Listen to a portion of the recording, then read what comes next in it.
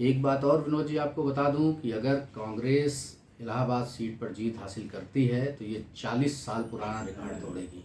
1984 में अमिताभ बच्चन ने यहाँ कांग्रेस के टिकट पर जीत हासिल की थी। उसके बाद कांग्रेस यहाँ कभी इस तरह से मजबूती से चुनाव भी नहीं लड़ पाई। हमेशा यही देखने में आया कि उनके प्रत्याशी अपनी जमानत राशि तक नहीं बचा पा रहे हैं। तो यह एक इतिहास रचने जैसा होगा और जैसा कि दिख रहा है कि करीब 40,000 से ज़्यादा मतों की उज्ज्वल रमण सिंह लीड ले चुके हैं नीरज त्रिपाठी के ऊपर।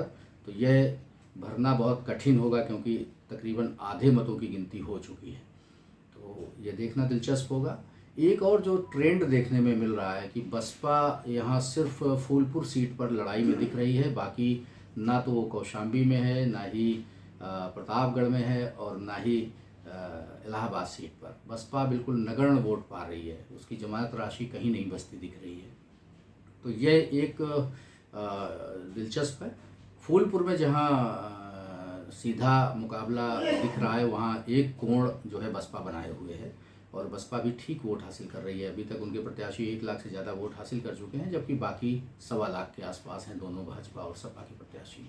तो इसीलिए शायद वहाँ जो खींचतान है फूलपुर में, जो कांटे का संघर्ष नज़र आ रहा है, वो इस कारण बसपा के कारण ही। सर, इलाहाबाद क्षेत्र की जो चारों लोकसभा सीटें हैं, इलाहाबाद, फूलपुर, कौशाम्बी और प्रतापगढ़, उसमें इस बार व्यापक तौर पर बदलाव देखने को मिल रहा है। उसको आप किस रूप में देखते हैं और क्या मानते हैं कि किस लिए यह बदलाव गठबंधन की तरफ ज़्यादा झुकाव है जनता का? विनोद जी, जो अभी ताज़ा रुझान या 8 से लेके 13 चरणों तक की जो गिनती के रिजल्ट्स हम लोगों के सामने हैं, उसमें इलाहाबाद, प्रतापगढ़ और कौशाम्बी, ये तीनों सीटों में सपा कांग्रेस गठबंधन के प्रत्याशी अभी भारी दिख रहे हैं। केवल फूलपुर ऐसी सीट है जहां पर संघर्ष बहुत कांटे का है। कभी 1000 मत कोई आगे हो रहा है, कोई 800 मत पीछे हो रहा है। ताज़ा सीन यह है 1 बजे तक का कि प्रवीण पटेल जो कि भाजपा के प्रत्याशी हैं, वो करीब 2400 मतों से आगे हैं। सपा यहाँ बहुत ही उनको कांटे की टक्कर उनको दे रही है।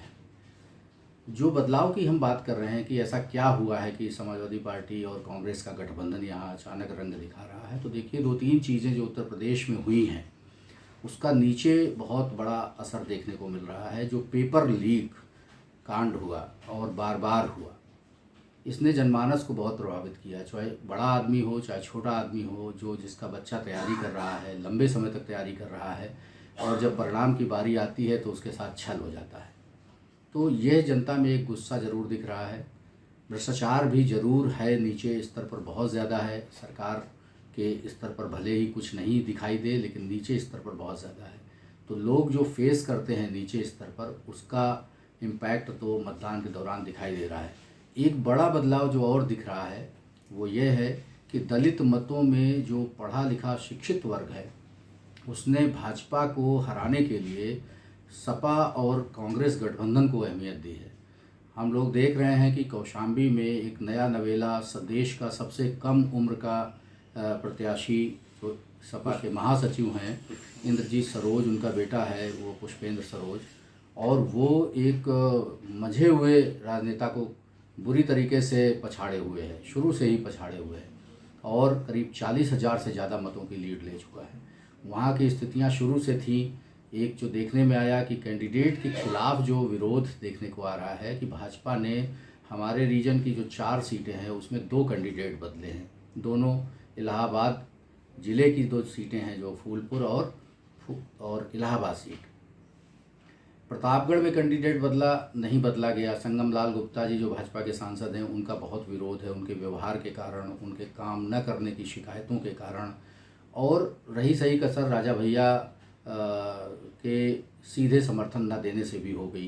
तो इन चीज़ों का असर वहाँ देखने को मिल रहा है। राजा भैया ने अपरोक्ष रूप से, राजा भैया का जो व्यक्तिगत दुराव है या व्यक्तिगत जो उनके समीकरण नहीं मिल रहे हैं, वो विनोद सोनकर जो कौशाम्बी के सांसद हैं उनसे है, तो उनका उन्होंने खुलकर बिल्कुल कहीं समर्थन नहीं किया और यह कह दिया कि यहाँ तो उनका विरोध है। तो इस तरीके के जो समीकरण बने हैं उसके पीछे एक बड़ा कारण यही है कि जो जातीय समीकरण बने, इसके अलावा जो अतिरिक्त मत मिले कांग्रेस और सपा के कैंडिडेट को, इस कारण सपा कांग्रेस गठबंधन बहुत ही मजबूती के साथ लड़ रहा है। और ग्राउंड लेवल पर हम लोग इसको शुरू से ऑब्जर्व कर रहे हैं और ये मानते थे कि यहाँ लड़ाई बहुत ही चुनौतीपूर्ण है। उसी का ये असर अभी तक देखने को मिल रहा है। परिणाम किस तरफ जाता है, कितना झुक जाता है, क्या बदल जाता है, अभी कह नहीं सकते। लेकिन मैं इलाहाबाद के कॉन्टेक्स्ट में एक चीज़ और आपको कहना चाहता हूँ कि यहाँ एक विरासत की भी लड़ाई चल रही है। केशरीनाथ त्रिपाठी जी जो भाजपा के दिग्गज नेताओं में शुमार रहे और राज्यपाल भी रहे पश्चिम बंगाल के, उनके बेटे नीरज त्रिपाठी जी को यहाँ प्रत्याशी बदलने के क्रम में उतारा गया है इलाहाबाद सीट से।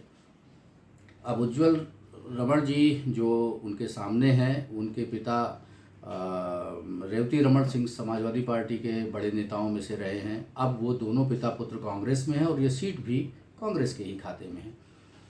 अब वो स्थानीय रूप से हमेशा सक्रिय रहे हैं, हमेशा उनका लोगों से जुड़ाव रहा है, बहुत सारे लोगों के कार्यक्रमों में शरीक होते रहे हैं।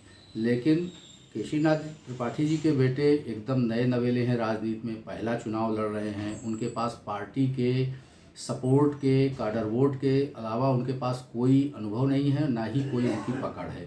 सामाजिक रूप से वो पूरी तरह निष्क्रिय रहे हैं, पेशे से वकील हैं, हाई कोर्ट में प्रैक्टिस करते हैं, तो उनके पास कभी इस तरीके का कोई समन्वय संवाद जनता के बीच में कभी नहीं हुआ।